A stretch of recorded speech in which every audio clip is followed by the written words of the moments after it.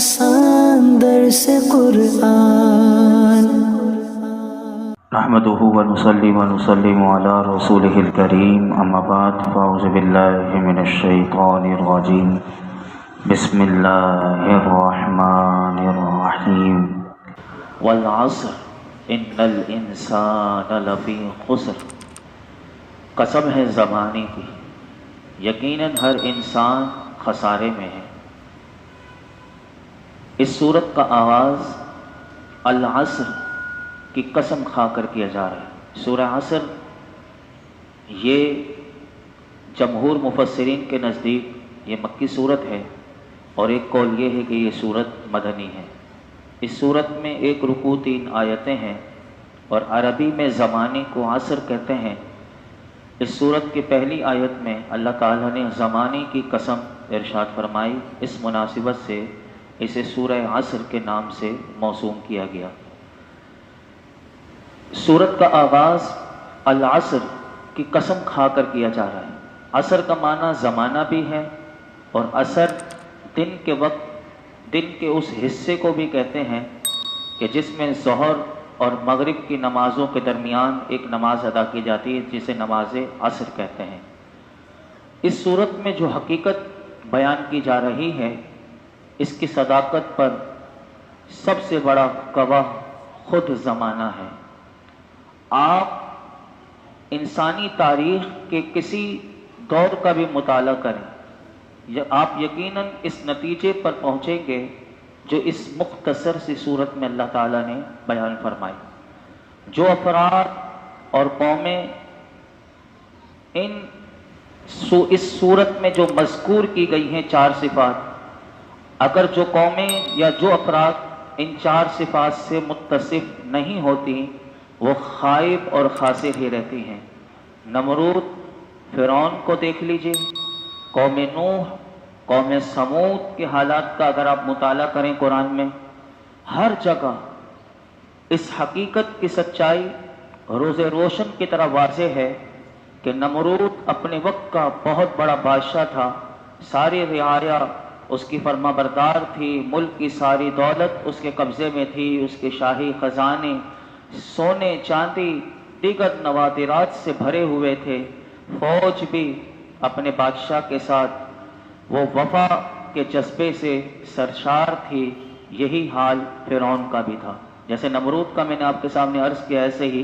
فرعون کا بھی تھا۔ ان دونوں میں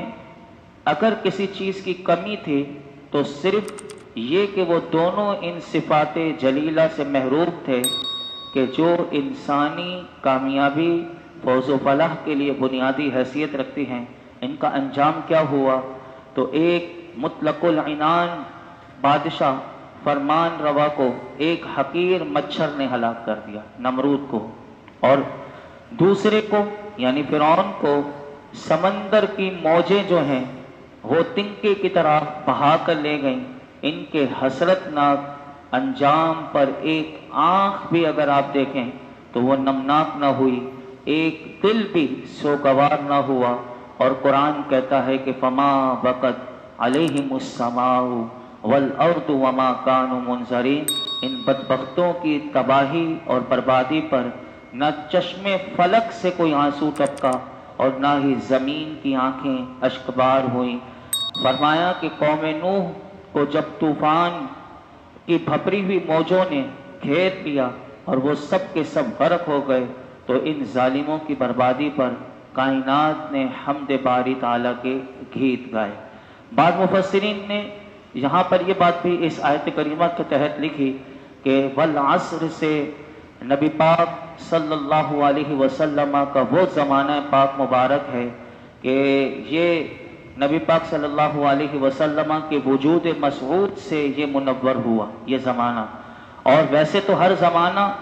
اس صورت میں بیان کردہ مضامین کی حقانیت کا گواہ ہے، لیکن جیسی اٹل ناقابل تردید شہادت نبی پاک صلی اللہ علیہ وسلم کے زمانے نے دی ہے، اس کی نظیر آپ کو کہیں بھی نہیں مل سکتی۔ جن لوگوں نے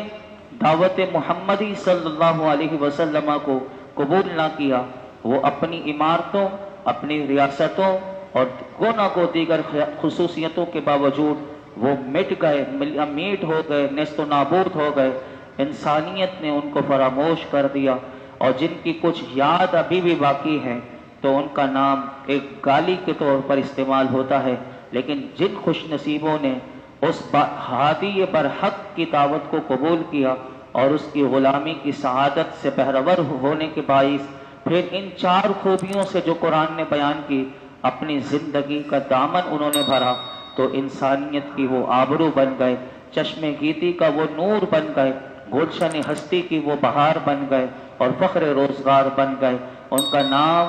زبان پر آتا ہے تو ان کی پاک بازی اور نفع رسانی کا دنیا میں ایک نور پھیل جاتا ہے۔ ان کے ذکر سے آج بھی طاغوتی قوتوں پر ایک لرزہ طاری ہو جاتا ہے۔ 1,24,000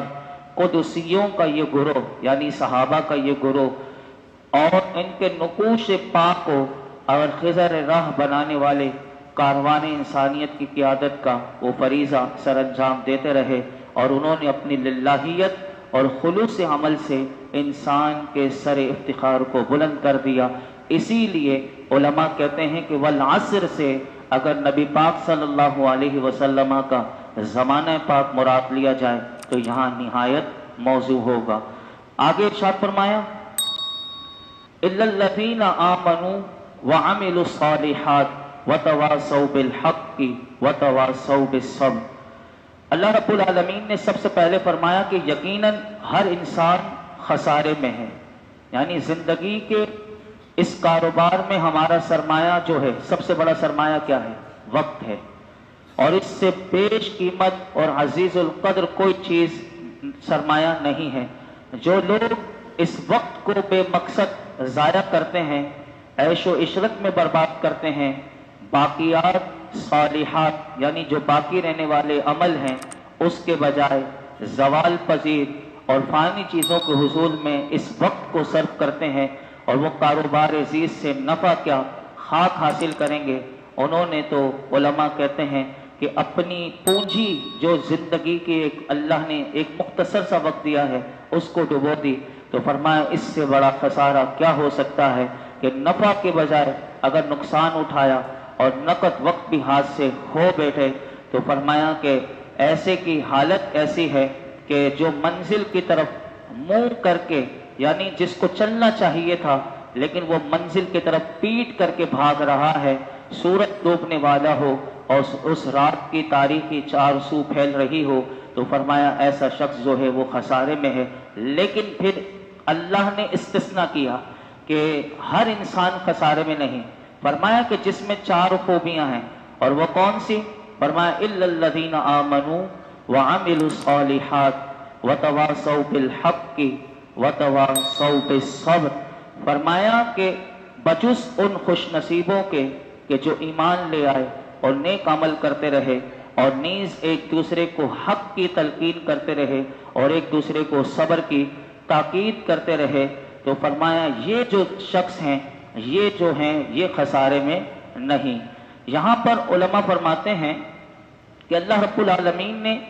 قسم کھائی، پہلے تو قسم کھا کر ذکر فرمایا کہ بے شک آدمی ضرور نقصان میں ہے، کہ اس کی عمر کا جو اصل سرمایہ جو پونجی ہے وہ ہر دم کم ہو رہی ہے، اور لیکن جو ایمان لایا اور اس نے اچھے کام کیے اور ایک دوسرے کو وہ ایمان اور نیک عمل کی تاکید کی، ایک دوسرے کو اس ایمان لانے پر اور اس اسلام پر، اس دین پر جو تکلیفیں آئیں، مشقتیں آئیں، اس پر صبر کرنے کی وصیت کی کہ جو دین کی راہ میں پیش آئیں، تو اللہ فرماتا ہے کہ یہ اللہ کے فضل سے خسارے میں نہیں بلکہ نفع پانے والے ہیں، کیونکہ ان کی جتنی عمر گزری وہ نیکی اور طاعت میں گزری۔ اس آیت کریمہ سے اس پوری سورت سے 3 باتیں ہمیں معلوم ہوئی۔ نمبر 1، انسان کی زندگی کا سب سے قیمتی سرمایہ جو ہے وہ اس کا زندگی جو ہے یہ انسان کا سب سے قیمتی سرمایہ ہے جو اللہ نے ایک بار دی ہے، یہ بات دوبارہ نہیں ملے گی، اور اس سرمایے سے وہ اسی صورت میں نفع اٹھا سکتا ہے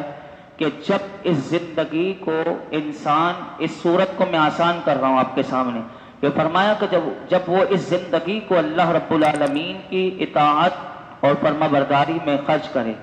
اگر وہ یہ سرمایہ یعنی زندگی کا یہ وقت اللہ تعالیٰ کے ساتھ کفر کرنے میں، اس کی نافرمانی کرنے میں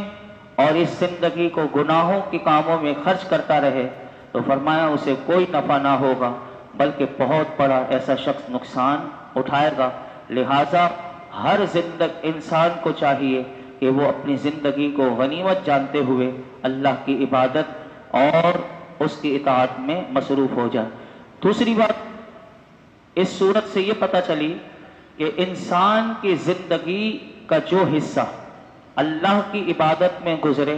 وہ سب سے بہتر حصہ ہے۔ انسان کی زندگی کا جو حصہ اللہ کی عبادت میں لگا دیا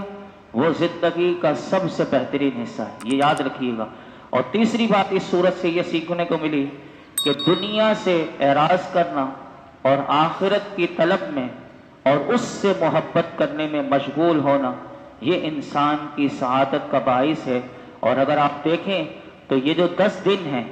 یہ جو حج کے دن ہیں، اگر آپ سیدنا ابراہیم علی نبی جینا علیہ الصلوۃ والسلام کی زندگی میں اگر آپ دیکھیں، ان کی سیرت میں اگر آپ دیکھیں، یا میرے آقا علیہ الصلوۃ والسلام کی مبارک زندگی میں، تمام صحابہ کی زندگی میں، تو آپ کو یہی ملے گا کہ وہ آخرت کی طلب میں اور اللہ کی محبت میں اگر سب کچھ چھوڑنا پڑے تو وہ سب کچھ قربان کر دیتے تھے۔ اگر آپ حج کے دنوں میں دیکھیں تو حج کیا ہے؟ عقل فرصت نہیں ہے اسے تنقید کرنے سے، عقل کہے گی یہ کیا ہے،